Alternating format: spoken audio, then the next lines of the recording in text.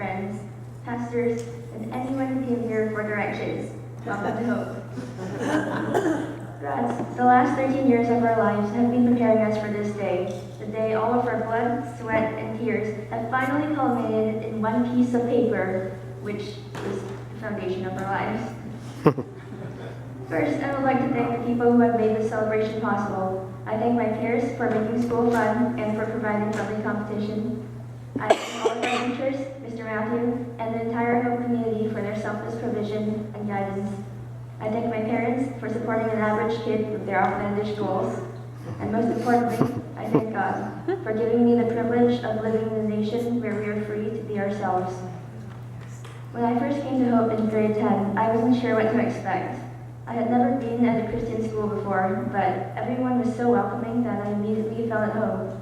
I truly appreciate that students aren't treated like mindless sheep, and that every teacher cares about their students' well-being.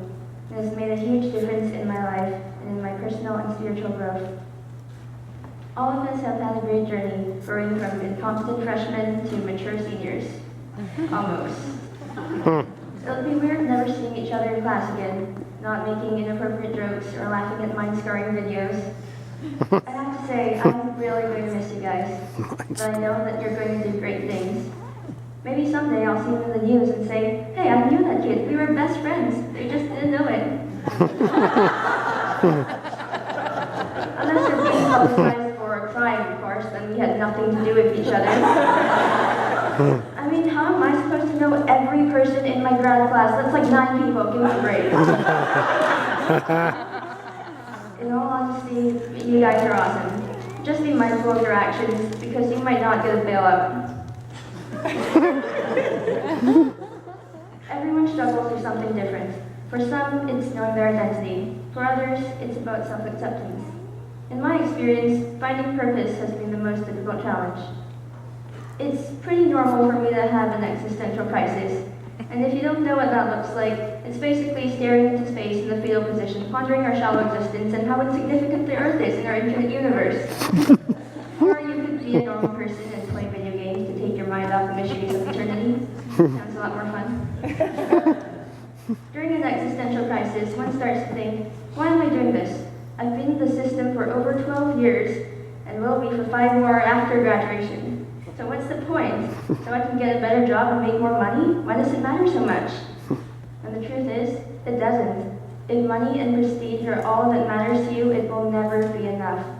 A study by Princeton University showed that after a yearly income of 75 grand, more money will not bring more happiness.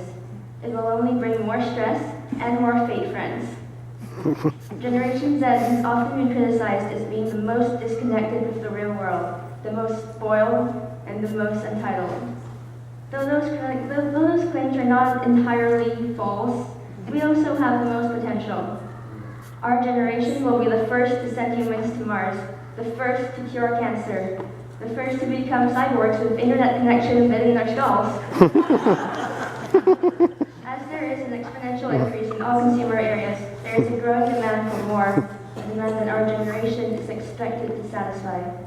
As technology gets more complex, so do we. We are the most stressed, busy, and complicated people so far. In fact, most students our age or younger have more stress than asylum inmates in the 1950s. And yet, in the midst of all this, here we are together, listening to boring formalities, waiting patiently for our diplomas, judging me for every word I say. Here we are, on the threshold of the next chapter of our lives. It is common for grads to feel like turning back, but I encourage you to keep moving forward. Do not fear the future, for it is yours to make. We are all here for a reason, in our funny ceremonial hats and dresses or robes or whatever these are. All wearing the same thing, because as grads, we are equal. We were all created with unlimited potential, able to become anything we choose. As we age, our options become more limited. We limit ourselves by choosing certain paths, certain labels, and taking identity politics to a whole new level. We grow opposed to change when we were once the visionaries of our age. In Psalms 139, verse 14, David writes, I praise you, for I am fearfully and wonderfully made.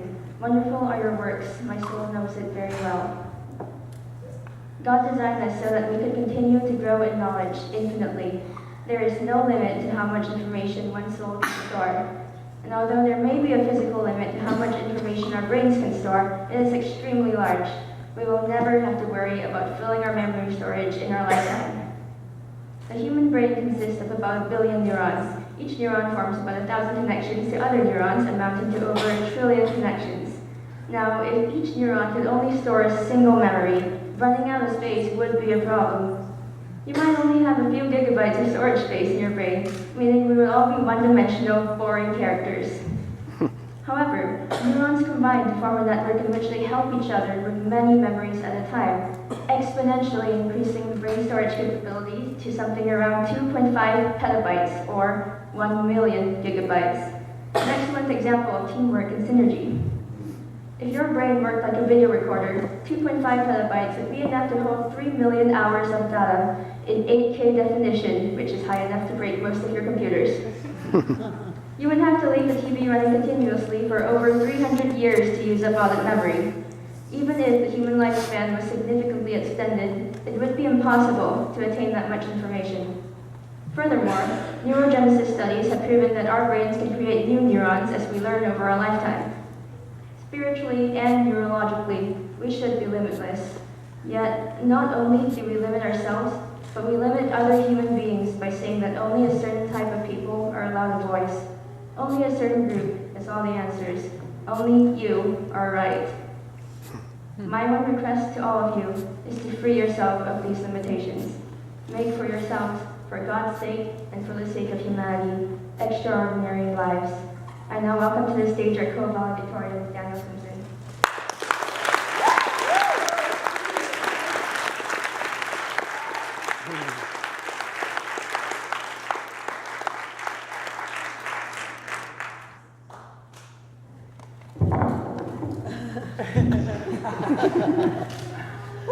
Welcome students, teachers, parents, friends, and grads of 2016. On behalf of the grads, I would like to extend a huge thank you for all the time, energy, and resources the school, staff, and the church community have contributed to us. We thank you for your unending generosity. Something the grads will always remember is the great sense of community here at Hope Lutheran. To start things off, we must thank two people. We all owe a debt of gratitude to them. They were there for us whenever we needed them. They stuck with us through the thick and thin when times looked the most bleak. Our very survival depended on them. This biggest warm thanks goes to our very own Wendy's and Tim Hortons.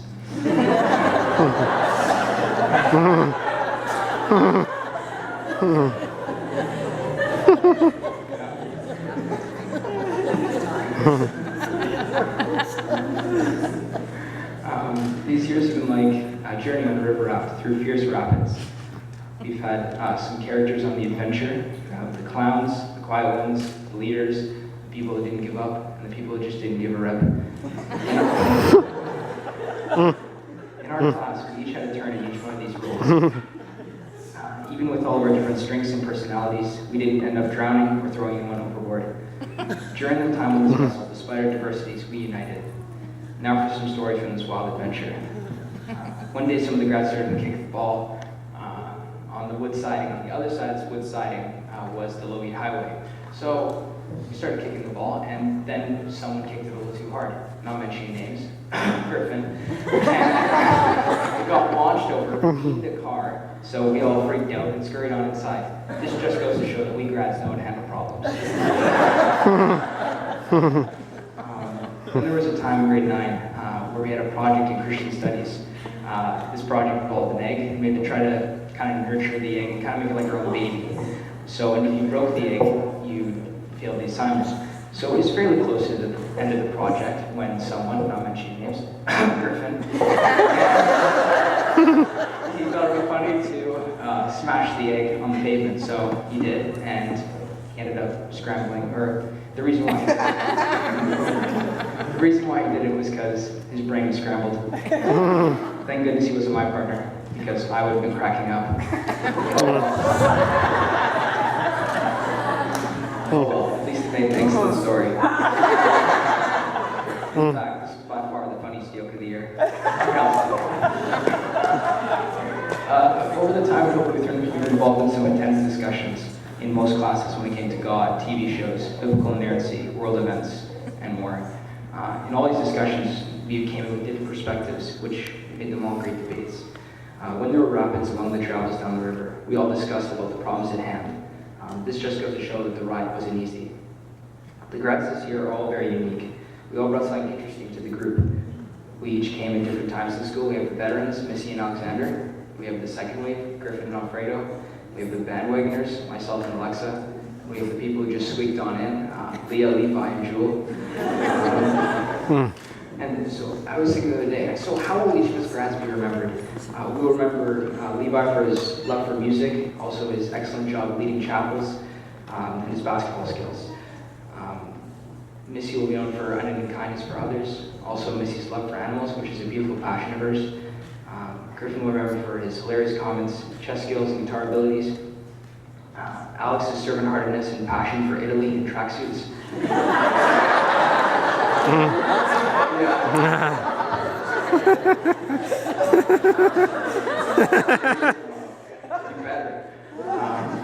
Alfredo will remember for his tender heart for helping others and his passion for sports.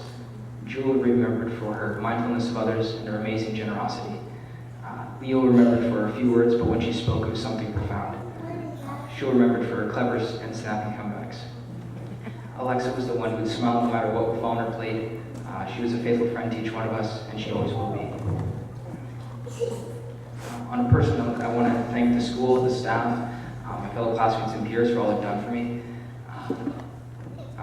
And as well as putting up with my bad puns and jokes is clearly displayed.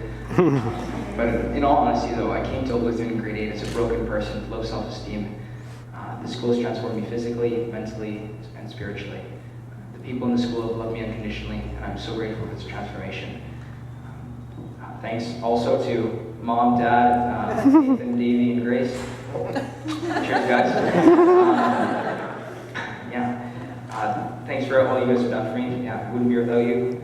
Everyone who came tonight, yeah, thank you. And then a verse that came that's very reflective of our time here at Hope Lutheran.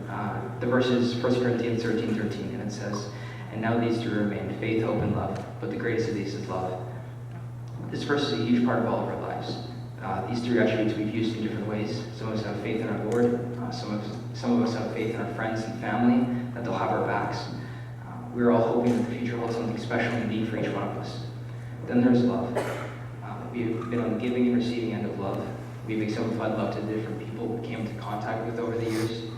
We have given love to the people in our need on our mission trips, communities, workplaces, friend groups, homes, and elsewhere. We've received love through our teachers, principals, pastors, mentors, parents, friends, family, and others. More amazing still, we grads have learned how to love one another. But the greatest form of love that we grads have received is the love of God. He's shown us how to love and walk humbly with Him and others. There have been times throughout the whole Lutheran years here where we thought we'd never make it past that project, that assignment, that class. But through perseverance, supporting one another, and trusting God, we were able to survive what we thought would have been a flipped raft. The future holds a different tide for each one of us. After this year, we will no longer be on the river raft together. We have finished our course and arrived in open waters. We will all be swimming now to find a new place we can call home. Thankfully we have the three greatest attributes of faith, hope, and love. No matter what body of water we end up in, we will always remember the fellow paddlers